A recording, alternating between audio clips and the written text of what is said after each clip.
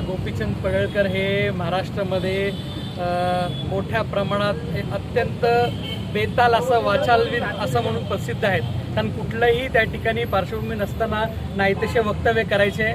दोन समाजामध्ये दोन पक्षामध्ये तेढ कसा निर्माण होईल असंच त्या ठिकाणी नेहमी ते बोलतात. परंतु आमचा या ठिकाणी थेट सरकारला प्रश्न आहे की आज संविधानाच्या माध्यमातून जर सगळ्या जाती धर्मांना आपल्या जाती धर्माचा प्रचार आणि प्रसार करण्याची मुभा आहे, त्या ठिकाणी जर सर्वांना समानतेची वागणूक ही संविधानाच्या माध्यमातून देण्याची मुभा आहे, तर मग असे हे लोकप्रतिनिधी कसे बोलतात आणि बोलतात तर बोलतात त्यांच्यावर कारवाई का होत नाही? आज पोलीस प्रशासन व्हॉट्सअपचा स्टेटस बघितला, तुम्ही रस्त्यावर केक कापला तरी तुम्ही गुन्हे दाखल करता, कारण कायदा सुव्यवस्था अबाधित राहिला पाहिजे. मग अशा वेळेस जर त्या ठिकाणी जाहीरपणे एक लोकप्रतिनिधी एका धर्मगुरूला आणि एका जाती धर्माच्या विशिष्ट जाती धर्माच्या लोकांना मारा म्हणून सांगतो, तुम्हाला 1 लाख बक्षीस देतो म्हणून सांगतो, एवढी जर त्या ठिकाणी ओपनली सुपारी देत असेल तर तुम्ही कारवाई का नाही करत?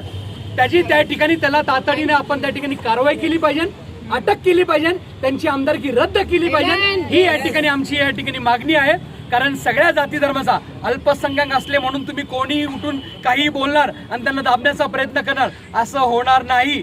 संविधानाला मानणारे कार्यकर्ते, बाबासाहेब आंबेडकरांच्या विचारांनी चालणारे कार्यकर्ते या राज्यामध्ये आहेत आणि म्हणून आमची पोलीस प्रशासन असेल, राज्य सरकार असेल, त्यांना त्या ठिकाणी आमची विनंती राहील की आज हा सगळा समाज मोठ्या प्रमाणात महाराष्ट्रभर रस्त्यावर उतरून आंदोलन करतोय, शांततेत आंदोलन करतोय.